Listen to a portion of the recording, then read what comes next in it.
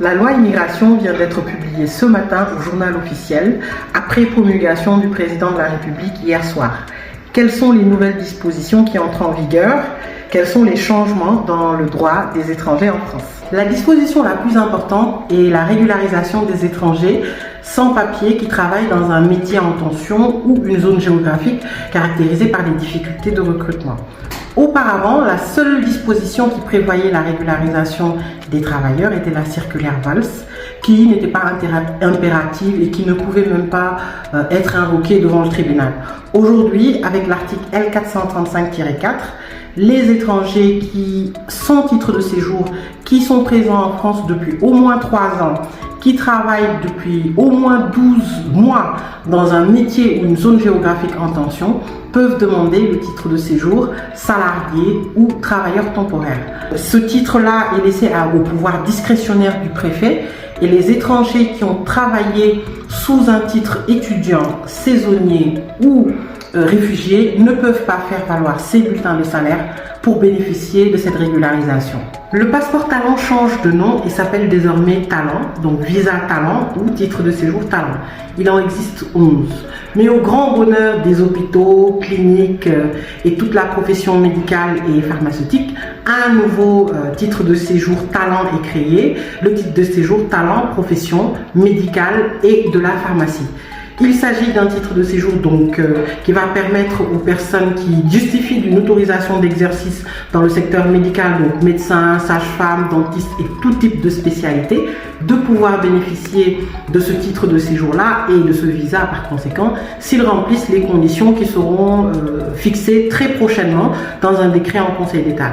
Dorénavant, pour pouvoir bénéficier de la carte pluriannuelle, c'est-à-dire supérieure à 1 an, inférieure à 5 ans, il faut justifier d'un niveau de connaissance de la langue française d'au moins A2. Donc soit justifier de diplôme précédemment obtenu, soit passer le test de langue et pouvoir justifier de cette connaissance-là pour pouvoir prétendre à la carte de séjour.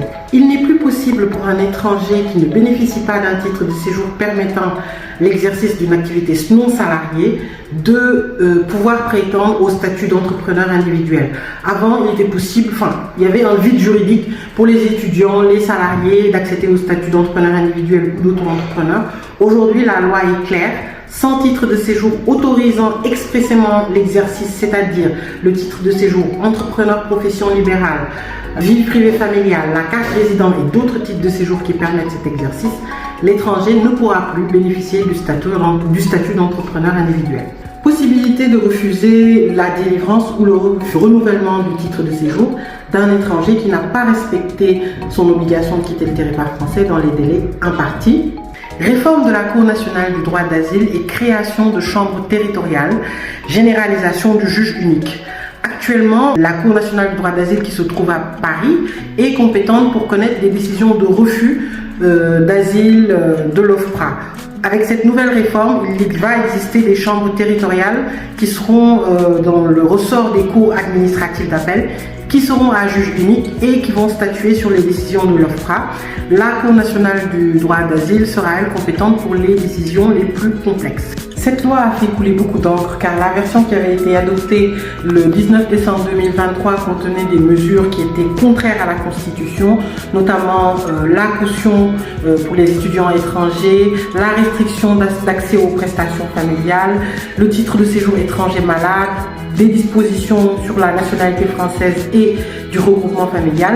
Heureusement, le Conseil constitutionnel a censuré l'essentiel des mesures qui étaient assez alarmantes et assez liberticides. Et aujourd'hui, nous allons faire quand même face à de nouvelles dispositions que nous allons manier dans les prochaines semaines, pouvoir déposer des dossiers. Du contentieux va certainement naître et de nouvelles jurisprudences, mais vous serez informés, en tout cas via cette chaîne.